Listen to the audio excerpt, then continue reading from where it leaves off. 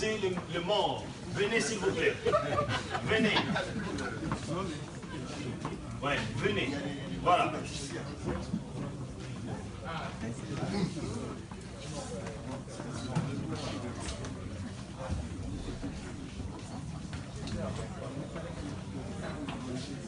Encore une fois, avant la lecture, je vais vous informer qu'aujourd'hui, nous sommes en train de compter les morts. Il y a eu beaucoup de morts. On va garder juste 1 minute de silence pour nos compatriotes qui sont tombés et qui continuent à tomber dans notre pays.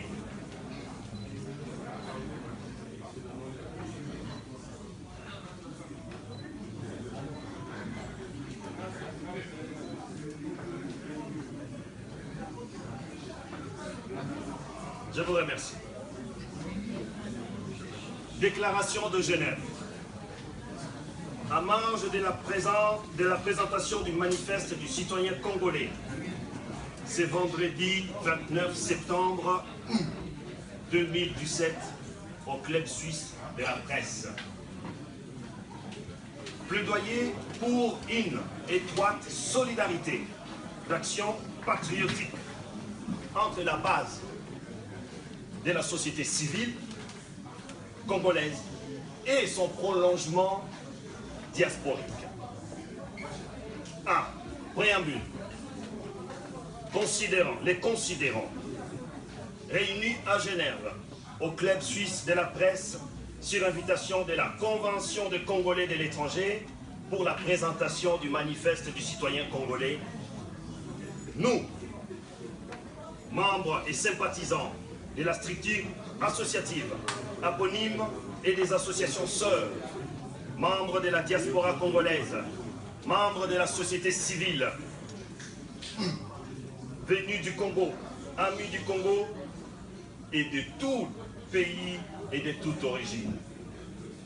Vu le veille grandissant des mouvements citoyens au Congo et la multiplication de leurs initiatives pour donner la voix dans la recherche de la solution à la crise congolaise née à la mauvaise gouvernance, de violences massives de droits humains, en particulier à l'Est et au centre du pays, ainsi que la non-tenue des élections dans le délai prévu par la Constitution.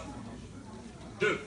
Considérant que le pourparler du centre interdiocésain de Kinshasa, qui sont tenus sous la houlette de la conférence épiscopale nationale du Congo, la CENCO, avait été initié dans le but d'entraîner les acteurs congolais, à savoir la majorité présidentielle, l'opposition, je m'excuse, politique et la société civile,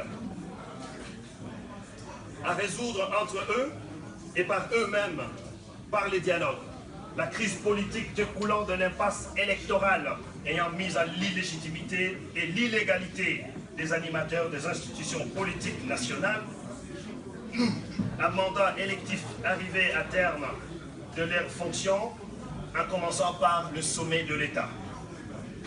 3. Constatant que la fin des dits pourparlers a été sanctionnée par la signature d'un accord politique par toutes les parties prenantes le 31 décembre 2016, dit accord de la Saint-Sylvestre, comportant 2 volets.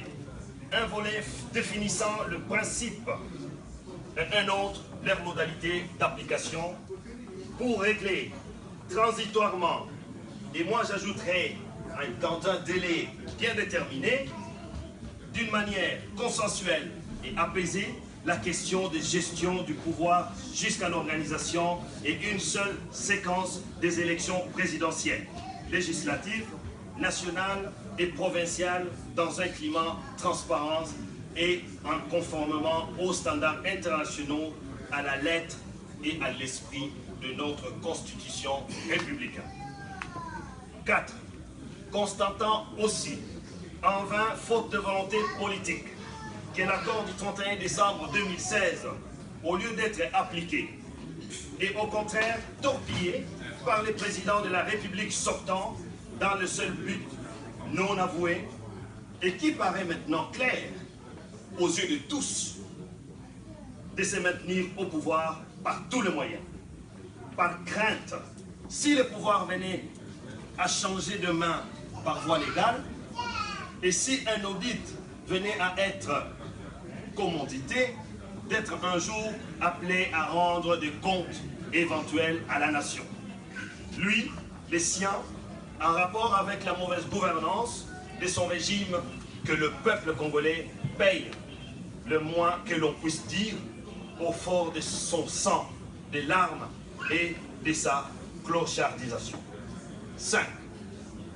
Conscient de menaces, face aux défis de l'air, qu'est la vision de la classe politique de notre pays qui brille par son incurie, son incompétence, sa corruption et son